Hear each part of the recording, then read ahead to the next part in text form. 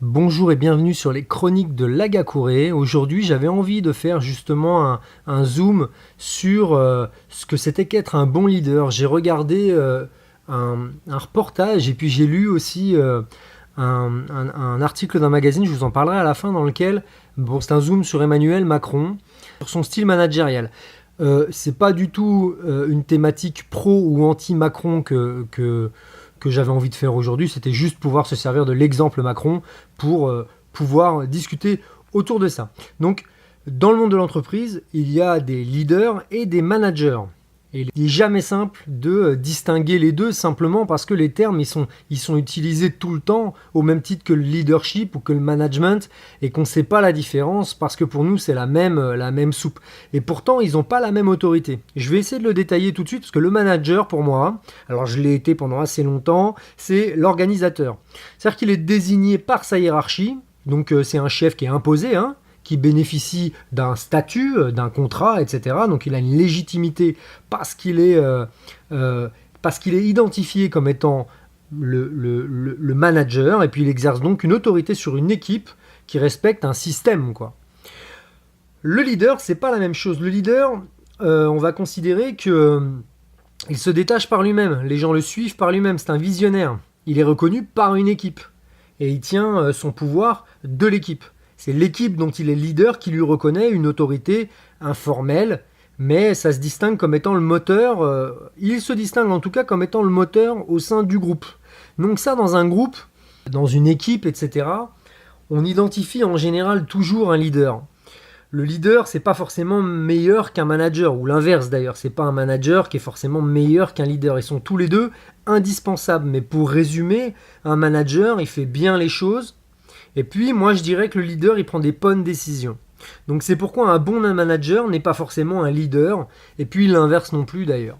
Le bon manager, il s'attache à produire une organisation, avec un degré de prévisibilité, afin de tendre à l'atteinte d'objectifs qu'il s'est fixé en équipe ou qu'on lui a fixé, au travers d'une fiche de poste, au travers d'un projet, etc., etc.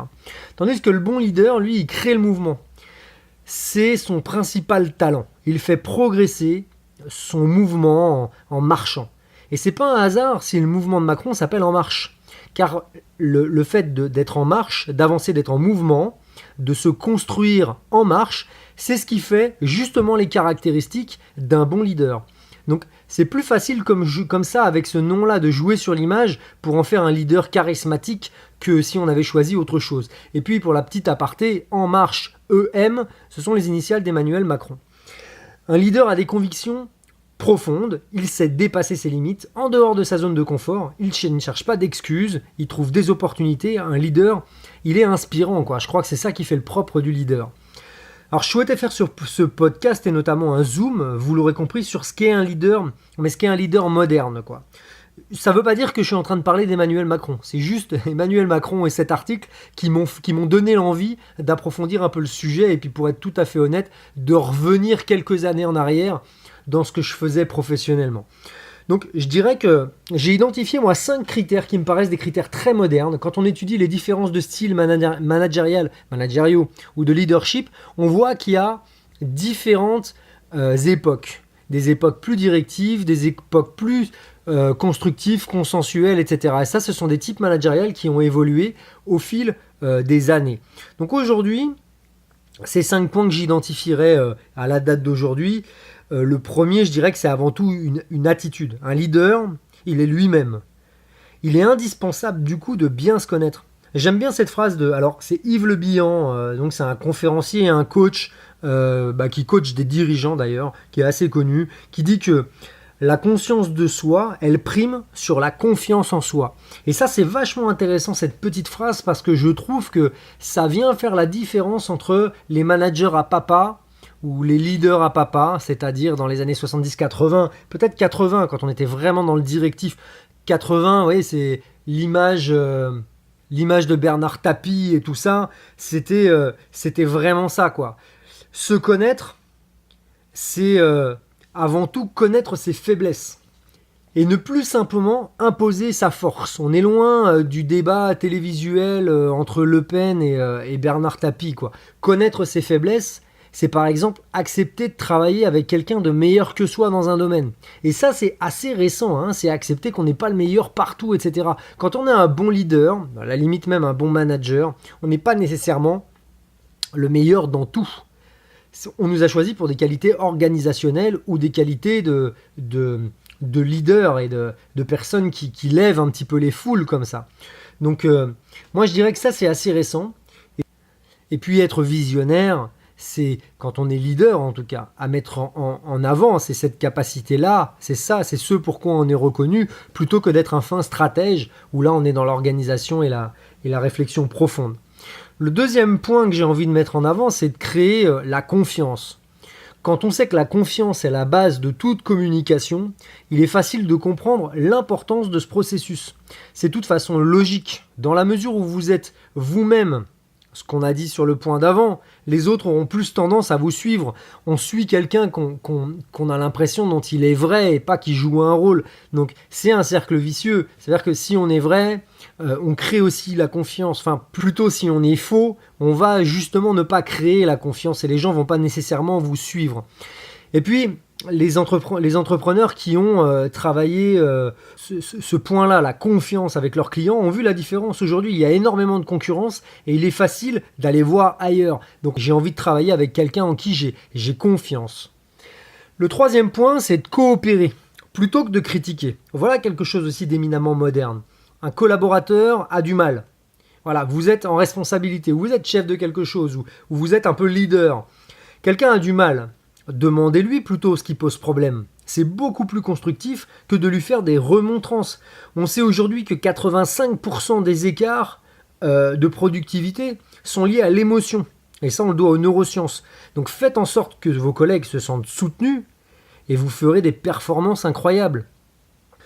Le quatrième point, c'est entraîner. Sans émotion, il n'y a pas d'action. C'est un enseignement qui nous vient aussi des neurosciences. Et il y a d'ailleurs 3 leviers qui permettent d'entraîner ses collaborateurs. Alors ça, c'est selon Brigitte Dubruck, qui est membre du cabinet Cohérence.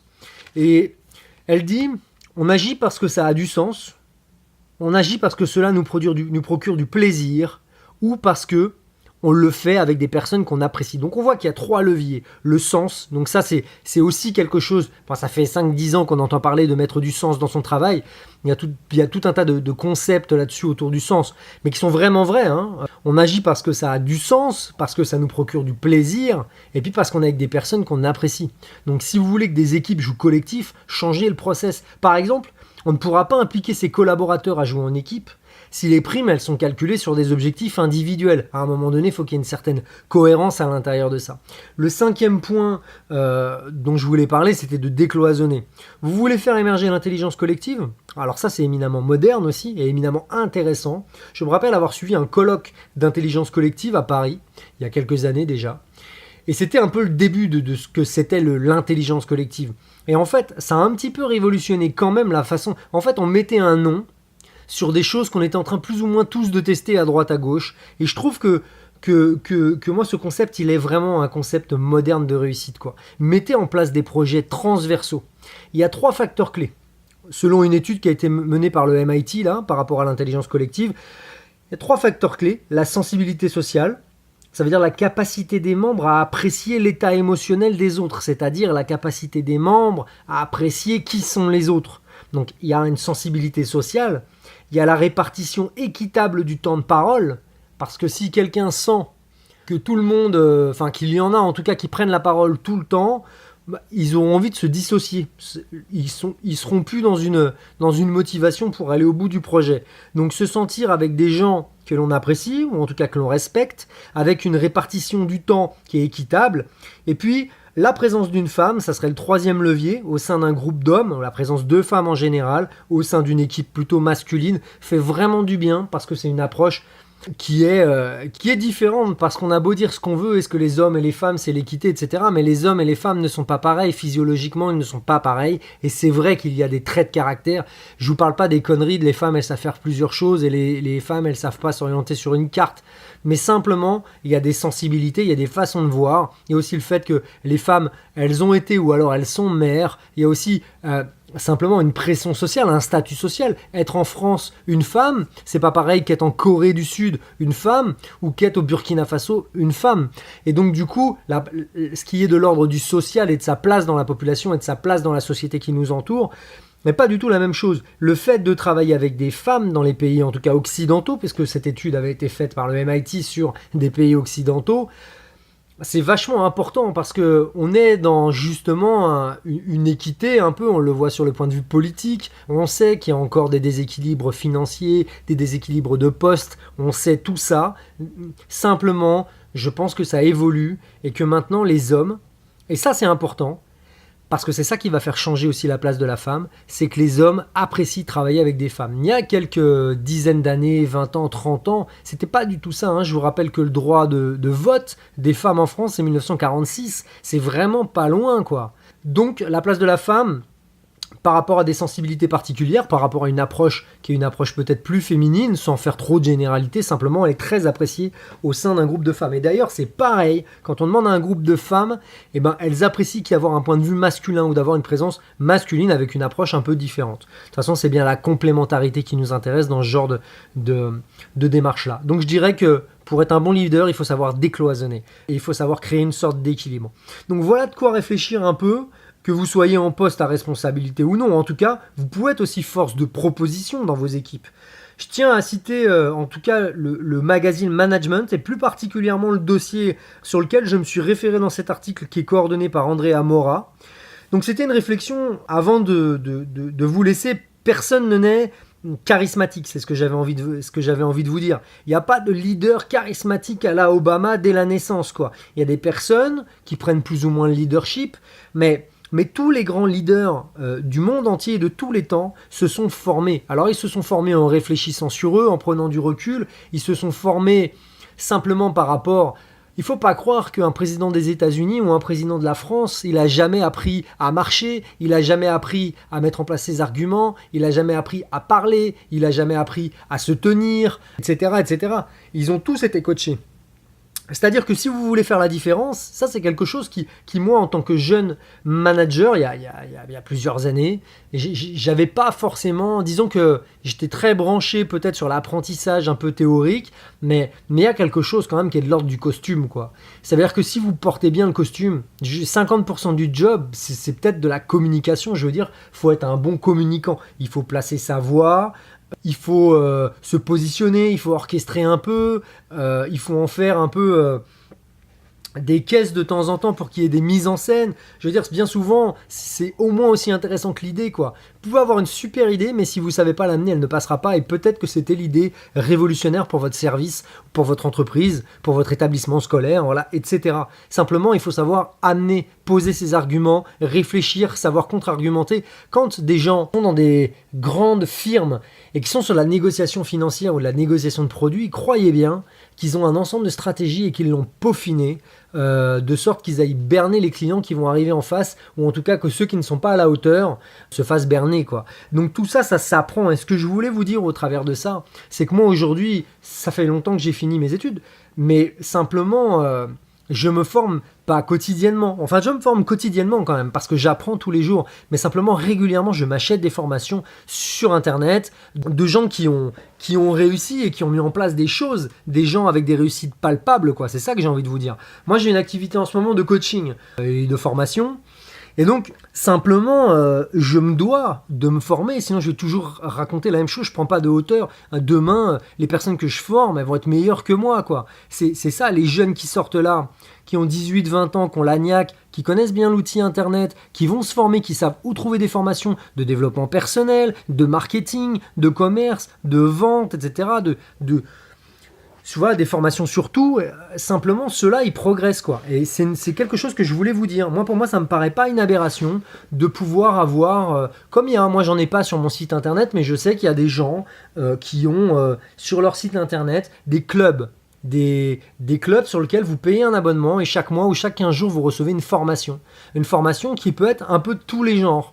Mais c'est pas très cher les abonnements comme ça et vous recevez des formations mais incroyables, quoi. Mais il faut regarder les gens qui font ça sur Internet, sur des podcasts, sur YouTube évidemment, et puis il faut les suivre, et vous verrez qu'il y en a quand même 2-3. Ils sont sur leur lifestyle, ils sont sur la façon dont ils voient la vie, et ils font des formations sur l'expatriation, des formations sur le management, des formations sur la programmation neurolinguistique, des formations... Bref, ils bouffent du contenu, ils se forment eux-mêmes, ils réfléchissent, et ils refont des formations qui leur sont propres, et ça je pense que c'est très intéressant d'aller se nourrir là-dedans. C'est pas la peine d'y mettre 4000 € à chaque fois, mais si vous prenez un forfait. Alors moi j'en fais pas, mais je vais peut-être y réfléchir à un moment, pourquoi pas. Vous prenez un forfait, mettons à 39 € par mois, et vous êtes sûr d'avoir une formation en béton qui va avec, et une formation de 2-3 heures en vidéo ou en audio sur un coup la bourse, un coup le développement personnel, un coup comment j'investis, comment je gère mon argent, un coup sur comment je mets en place des habitudes, etc. etc. Ça, c'est vraiment très intéressant. Moi, je vous encourage vraiment à aller là-dessus. Et puis, en parlant de formation, et avant de vous laisser quand même, je voulais vous dire que les chroniques de l'Agakure, c'est aussi un site internet qui s'appelle agakurepro.com. Et puis, je travaille en ce moment parce que je suis dans le lancement de ces chroniques-là. D'ailleurs, je ne me suis jamais réellement présenté sur la chaîne. J'aurai l'occasion de le faire peut-être un petit peu plus tard. J'ai prévu de faire quelques interviews avec des collègues qui font de la vente de formation, du web marketing sur Internet. Donc vous me verrez peut-être en vidéo ou je mettrai peut-être en podcast ici ou je vous mettrai un lien en tout cas. Mais vous verrez que j'ai aussi quelques expériences sur Internet et sur la vente de formation. Et du coup, je reproduis ça parce que j'aime ça, moi, faire de la formation.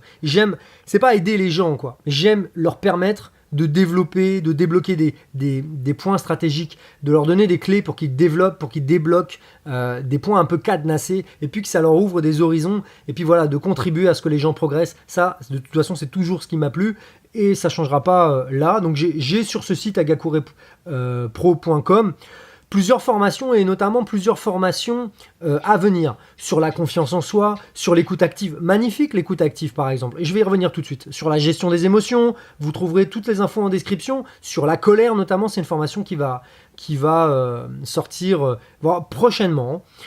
Et puis je reviens sur l'écoute active parce que l'écoute active c'est quelque chose sur lequel on ne se focalise pas vraiment quoi. Mais si vous savez, je ferai prochainement un podcast sur l'écoute active. J'aurai l'occasion de partager ça avec vous, mais c'est quelque chose qui a révolutionné ma vie, quoi. Simplement, c'est qu'avant, je n'écoutais pas les gens.